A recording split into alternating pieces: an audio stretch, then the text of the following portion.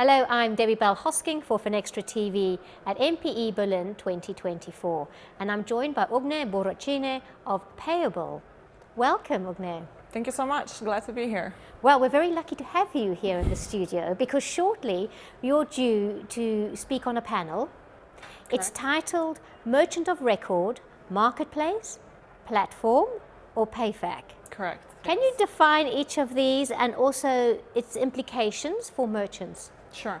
So firstly, let's define what are all of these terms. All of these terms determine the way that the e-commerce transactions are handled and which parties are responsible for which aspects of the transaction and liabilities.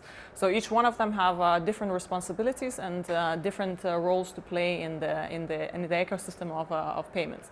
So let's start from the easiest one, which is merchant of record. Easiest, but also hardest for the merchant because the merchant in this case takes full responsibility. It's an easy contract between the payment service provider and the merchant itself.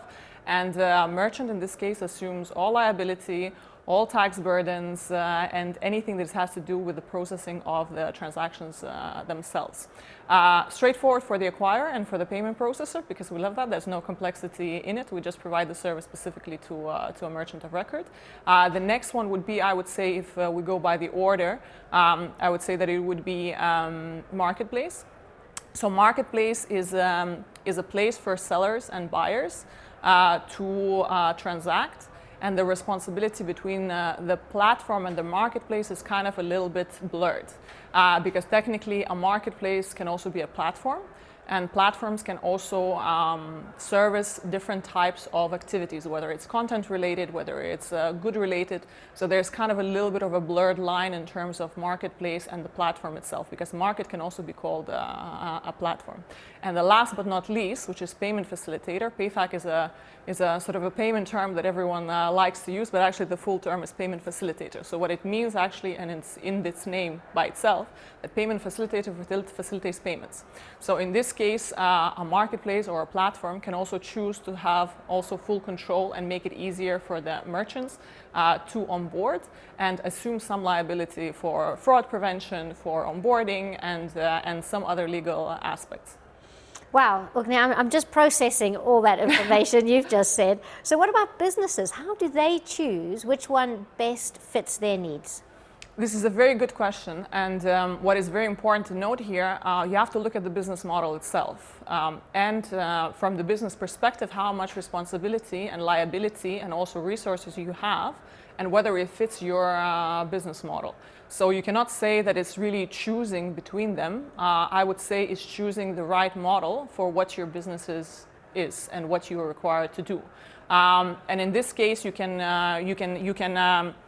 choose a model that's best suits for your business, but that doesn't mean that all of the models can be easily interchanged. It really is depending on the services and the goods that you're also selling, or whether it is not goods, whether it's digital content, and you choose the model that is fitted best for the business. And it's very important when merchants take this decision between the platform or Payfac or merchant of record to understand the differences in the complexity of what they will be handling. And if they can handle a certain level of complexity and they want the full control, then for example, they can go for something like a merchant of record, right? If they need only aspects of they don't want to be in the money flow, they want to assume less responsibility, they can be a platform that is just providing a technical setup for all of the other parties to interact. So it really, really depends on the business model and the type of the merchant and the transaction that will happen. So there's a lot to consider. It is indeed. So we're still on merchants. Correct. Let's look at the challenges for the year 2024, from choosing the right technology to regulation. In your opinion, what do you think are the biggest challenges that lie ahead? I think the challenges don't really change. I think you kind of also listed out and gave it out almost in the question itself. The issues still remain the same and the challenges remain the same. Fraud is a very big issue, and I foresee to be more and more important with the advance of technology, with advance with AI. It really gives space for a lot of fraud, and the fraud prevention and management really becomes a real headache for the merchants and all the parties involved. So this is, I think, will be one of the really big headaches for all parties involved, and there will be a lot of, and we'll be continuously having more focus on this issue. But of course, technology is also very important. So you have to advance and make sure that that you're providing seamless, fast service to your end client. And seamless and fast obviously comes with a lot of technological advantages and disadvantages at the same time. You have to be agile, you have to be flexible, you have to choose the right partner, you have to provide the right payment options for the right markets. So the challenges don't really change in my view. I think just the complexity of all of those challenges combined becomes more and more maybe treacherous in one way. Right, interesting. Thank you. I don't want to be the bearer of the bad news, but I think this is really where we're heading. Okay, well, talking about where we're heading, let's focus now more on payable itself.